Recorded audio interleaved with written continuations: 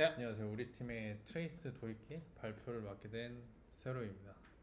자, 오늘 발표할 내용은 뭔가 깊숙이 들어가진 않고 저도 이거를 완성시키고 발표를 하고 싶었는데 아무래도 시간이 좀 여유치 못해서 지금 도입이 어느 정도 됐고 어느 정도 테스트가 된 상태에서 발표한다는 점 양해 부탁드립니다.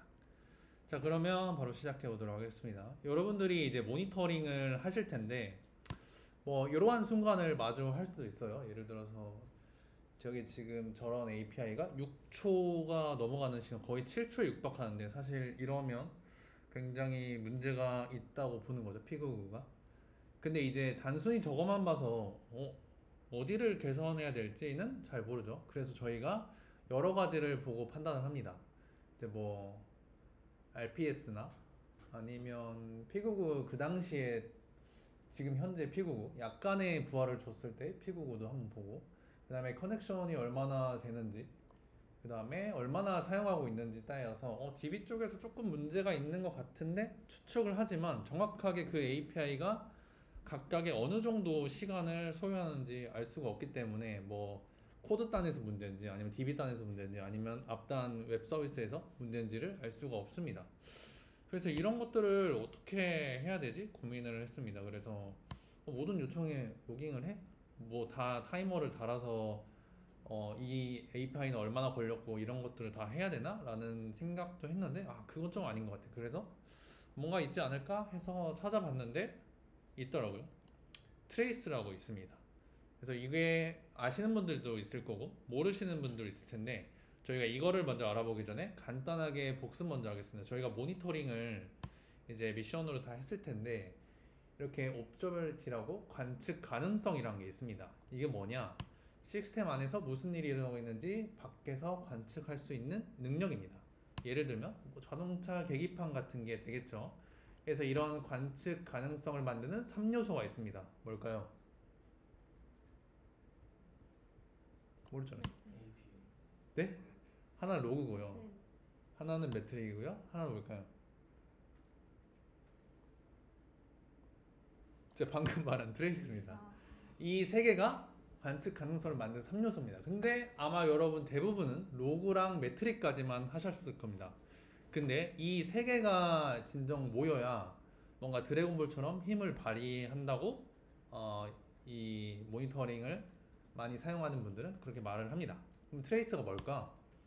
하나의 요청 전체 여정을 기록한 데이터 구조라고 이해를 하시면 되고요.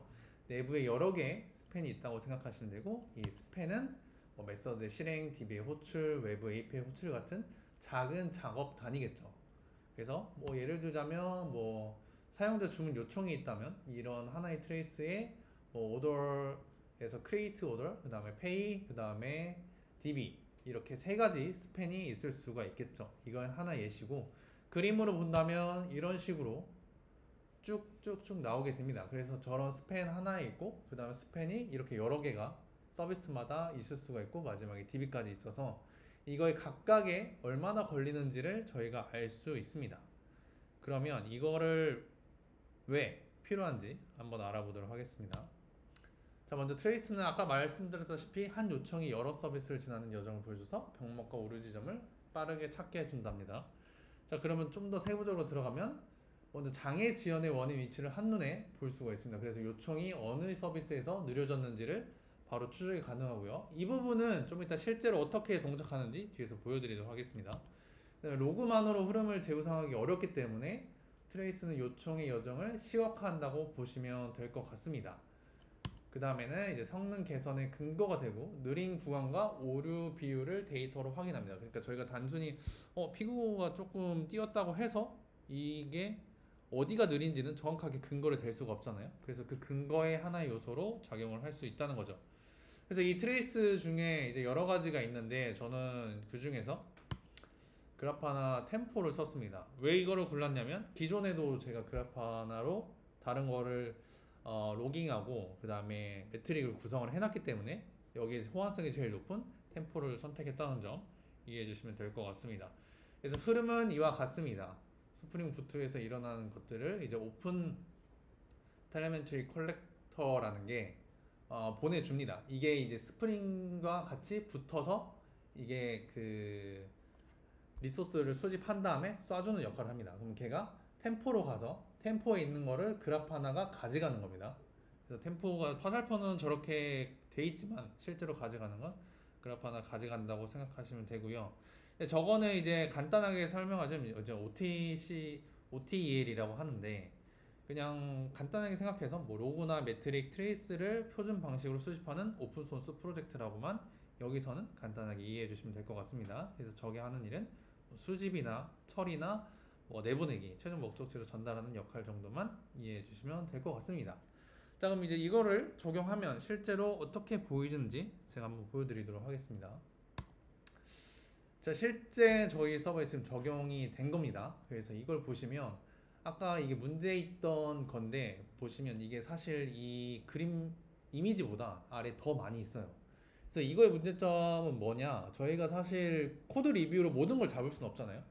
사실 여러분들도 아마 지금 서비스하고 있는 코드를 다 안다고 자부하시는 분은 거의 없을 거라 생각합니다. 저조차도 이제 모르는 코드가 있고.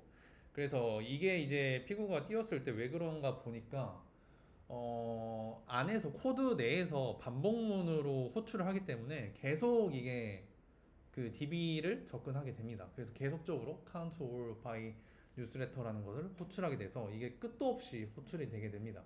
그래서 불필요한 이런 것들이 되기 때문에 이런 것들을 저희는 이렇게 트레이스를 통해서 시각화를 통해서 좀 더 한눈에 와서 좀 심각성을 파악할 수 있었습니다. 그다음에 두 번째 경우는 또 보여드리겠습니다. 또 어떻게 사용할 수 있냐면 에러가 터졌을 때 이것도 시각적으로 보여줄 수가 있게 됩니다. 왼쪽 아래 보시면 빨간 점이 보이시나요? 이제 그 부분이 에러가 발생했다고 표시가 된 거거든요.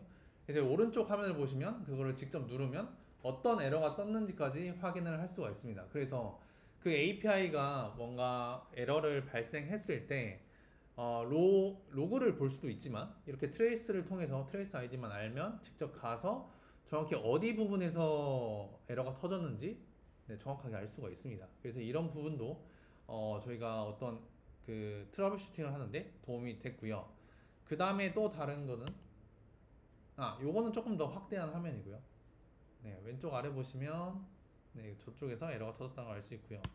이제 그 다음의 경우에는 이제 여기 하나의 그 메서드, 그러니까 API에 굉장히 저희가 다양한 서비스들, 그러니까 이벤트들이 붙어 있어요. 그래서 그것들을 전부 다 저희가 하나하나 체킹하기가 어렵더라고요. 그 트레이스가 없을 당시에는. 그래서 이게 나중에 지금은 괜찮지만 이제 데이터가 커질수록 어쨌든 이것도 점점 느려지게 될 텐데, 왜냐면 저희가 뭔가 처음에 만들 때 DB 최적화를 생각하고 만들지 않았기 때문에 각각이 얼마나 걸릴지는 모르요. 왜냐면 그냥 저희는 일단은 구현에만 집중을 했기 때문에 그게 각각이 얼마나 걸리는지 모르는데, 이런 것들을 통해서 이제 각각의 시간을 알 수 있게 되고 추후에 좀 더 많은 데이터가 오거나 아니면 어떤 부하 테스트를 했을 당시에 특정한 어떤 그 메서드가 튀면 이제 그 부분을 개선하면 되니까 전체 하나의 API를 통째로 개선하기보다는 정확하게 문제가 발생되고 문제가 있을 만한 곳을 수정할 수 있다는 게 큰 장점이었습니다.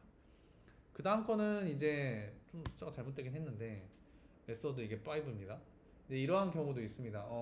위에 보시면 이제 시간이 많이 걸리는 구간이 있어요. 이제 아티클을 가져오는 이 셀렉트 구간에서는 시간이 다른 곳보다 조금 많이 소요되는 것을 알 수 있습니다. 그래서 이런 것들을 통해 이것도 저희가 지금 굉장히 데이터가 적거든요. 아무래도 운영 초반이라 유저 수독도 적은데 벌써 이 정도 초가 나온다는 것은 조금 앞으로 개선해 볼 여지가 있다. 그러니까 좀 주의해서 볼 필요가 있다고 느껴져서 이 부분도 저희가 지금 유심히 보고 있고, 지금 거의 유저가 없는 상태에서도 이 정도니까 앞으로 저희가 유저가 생길 시에는 가장 먼저 개선을 해야 되지 않을까라고 주의만 하고 있는 단계입니다. 그래서 저희가 이제 앞으로 이걸 통해서 저희가 만들고 싶어 한 것은 요겁니다. 저희가 지금 만들고 있긴 한데 나중에 검색을 통해서 어떤 알림이 왔을 때 어떠한 곳에서 너무나 지원 요청이 느리다 하면 알림이 갑니다. 그러면 거기에 트레이스 아이디가 있습니다. 그럼 검색을 하면 저렇게 트레이스랑 그 당시에 그 로그가 나오고 그 다음에 그 당시 시간에 앞뒤로 1시간으로 해서 스레드랑 뭐 여기 커넥션이랑 커넥션 풀 그 얼마나 점유하는지랑 펜딩이 얼마나 되고 있는지 이런 것들을 저희가 다 밑에 잘렸지만 넣을 예정입니다. 그래서 그런 거 한 번에 검색을 하면 그런 식으로 월인원으로 나와서 전체적인 상황을 보고 저희가 원인을 조금 더 확실하게 잡으려고 하고 있습니다. 근데 이 부분은 아무래도 좀 저희도 처음 하는 부분이라 수작업이 조금 많아서 아직 완성까지는 못했고, 지금은 이제 로그에서 바로 트레이스로 넘어가는 것까지는 됐는데, 아직 이런 스레드나 커넥션이나 뭐 CPU 사용량이나 아니면 뭐 요청량 이 한 번에 검색되게 하는 거는 지금 아직 개발 중에 있습니다. 그래서 추후에는 이게 개발이 된다면 저희가 알림이 온다면 바로 선제적으로 검색을 한 뒤에 어느 부분이 문제가 있는지 좀 더 쉽게 알 수 있을 것 같습니다. 그래서 마무리하자면 왜 트레이스가 필요할까로, 첫 번째, 어느 서비스 구간에서 느려졌는지 바로 식별이 가능합니다. 이제 여러분들이 계속 구현하다 보면 언젠가는 이제 서비스가 서비스를 의존하는 경우가 오게 됩니다.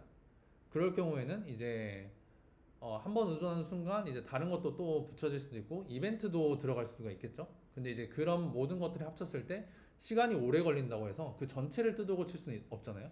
그랬을 때 정확히 어느 서비스 구간에서 느리게 나는지, 그리고 그 서비스가 불러오는 DB에서 어느 부분에서 느려졌는지를 바로 식별이 가능하고요. 그 다음에 요청 전체 여정을 한 번에 시각화해서 상관관계를 파악하기에 조금 더 의사소통, 커뮤니케이션, 개발자들끼리 커뮤니케이션을 하는데도 좀 더 용이하고요.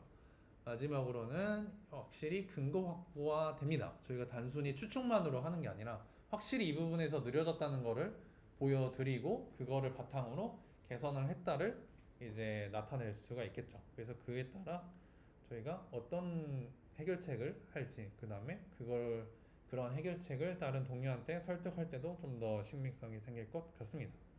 그래서 제 발표는 여기까지입니다.